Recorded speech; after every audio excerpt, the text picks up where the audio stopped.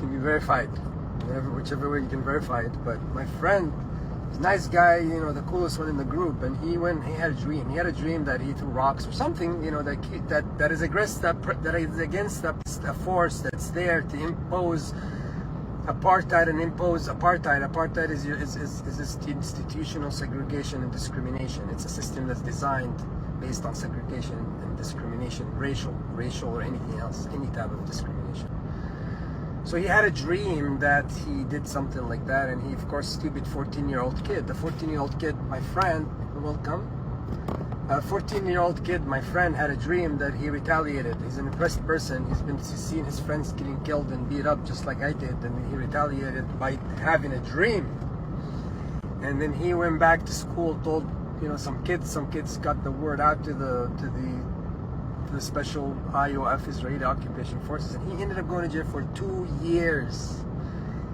2 years. Imagine a 14-year-old. By the way, I'm not saying anything about Israel right here. I'm pro peace. This Bridge the Gap movement is about touching the hearts of the Israelis, making sure the Israelis, the amazing parents with amazing kids, know that we're an intersection and it's not the right time to make their own choice. They have the best education, the best food, the best everything for their kids, and they cannot teach their kids to hate. They cannot set up a path for them to fail, to have PTSD, go to war, oppress their neighbors, their nurses, kill their other doctors and nurses.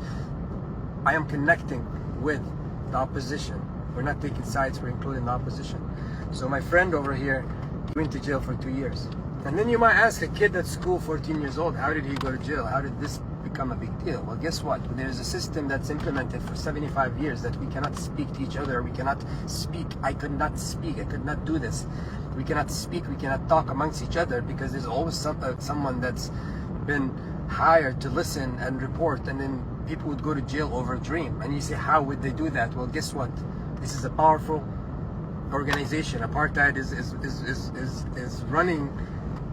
It's running by a country, a very strong, powerful country with a lot of knowledge and advanced people, psychologists. It's simple, it's easy.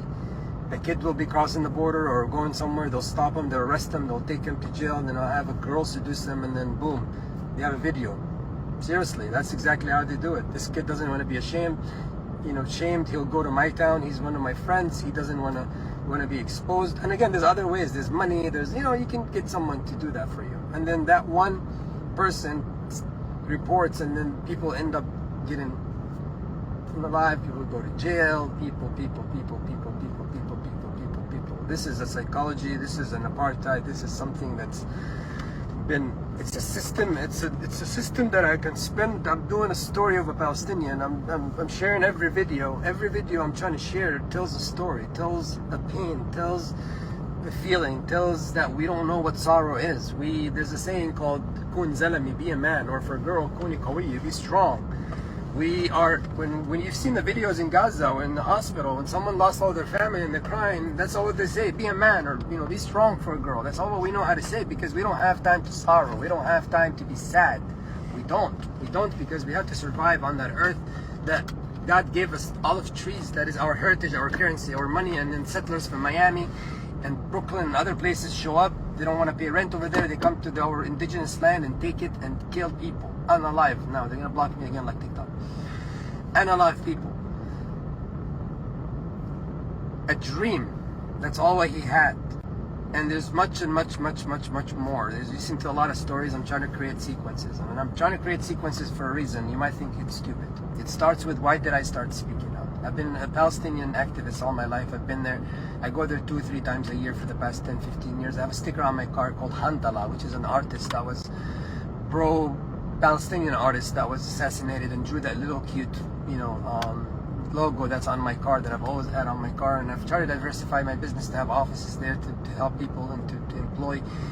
But all my life I thought I wasn't doing enough, and I wasn't doing enough, and I know I wasn't doing enough. But the problem is this thing called humanity that comes at night, and the voice that you hear, and you hear, it's not a crazy voice that you hear in the middle of nowhere. No, it's a real voice that we hear on our phones. It's a real voice that you hear on your tangible holding phone. You click play and you hear a kid crying for help, like Hind Rajab, who called us from her car. She called us from her car. She called us from her car, where the bodies of her dead family are around her. You put yourself in this person's life.